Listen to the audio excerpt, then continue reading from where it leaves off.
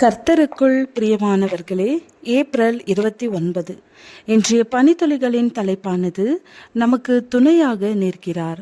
வசனம் மத்தேயு 11வது அதிகாரம் 28வது வசனம். வருத்தப்பட்டு பாரம் சுமக்கிறவர்களே, நீங்கள் எல்லோரும் என்னிடத்தில் வாருங்கள், நான் உங்களுக்கு இளைப்பாறுதல் தருவேன். வயதான பாட்டி ஒருவர் தன் தலை மீது பாரமான சுமை ஒன்றை சுமந்து கொண்டு ஒரு வீதியில் சென்று கொண்டிருந்தார்.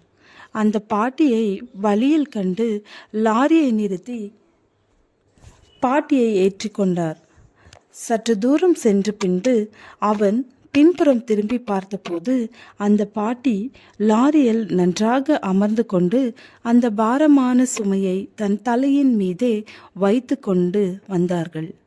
அவன் அந்த சுமையை இறக்கி கீழே வைக்க சொன்னதற்கு அந்த பாட்டி, நான் தான் உனக்கு பாரமாக வண்டியில் ஏறிவிட்டேன் என்றால் இந்த மூட்டையும் வேறு பாரமாக இருக்க வேண்டுமா என்று சொல்லி என் சுமையை நானே சுமந்து வருகிறேன் என்றார்கள். கர்த்தர் மேல் உன் பாரத்தை வைத்து விடு, அவர் உன்னை ஆதரிப்பார், நீதிமானை ஒருபோதும் தள்ளாட விட்டார். சங்கீதம் 55வது அதிகாரம் 22வது வசனம் என்று வேதம் கூறுகிறது.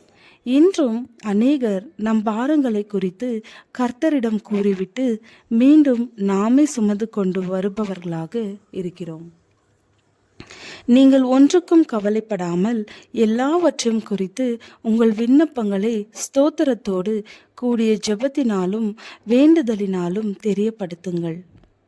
இப்படி செய்தால் என்ன பலன் கிடைக்கும் என்பதை அடுத்த வாக்கியத்தில் பவுலார் அழகாக கூறுகிறார்.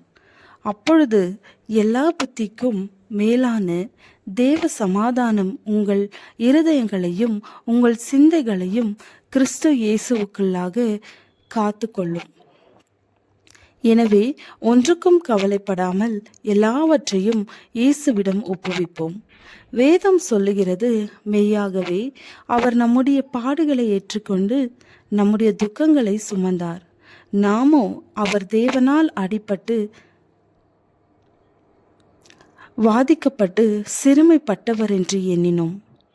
இன்றும் அவர் நம்மை சுமக்கிறவராக இருக்கிறார். என் நுகம் மெதுவாயும் என் சுமை லகுவாயும் இருக்கிறது என்றார். தேவனிடத்தில் நாம் வரும்போது நம்முடைய சுமை நமக்கு லகுவாக இருக்க காரணம் அவர் நம்மோடு இணைந்து சுமையை தாங்குகிறவராக இருக்கிறார். நாம் தனியாக சுமக்கிறது எத்தனை பாரமாக இருக்கும். ஆனால் தேவன் நம்முடைய சுமைகளை பகிர்ந்து கொள்ளும் போது எத்தனை லகுவாக இருக்கிறது. நமக்கு பாரம் வரும்போது நம்மை அறியாமலே இயேசுவே என்று அழைக்கிறோம். காரணம், அவர் நமது துணையாக வருகிறார், நம் அருகில் நிற்கிறார். ஜெபம். பாரங்கள் எங்களை அமிழ்த்தாதபடிக்கு உம்மை அழைக்கும் போது உடனே வந்து உதவுகிறதே, உமக்கு ஸ்தோத்திரம். ஆமென்.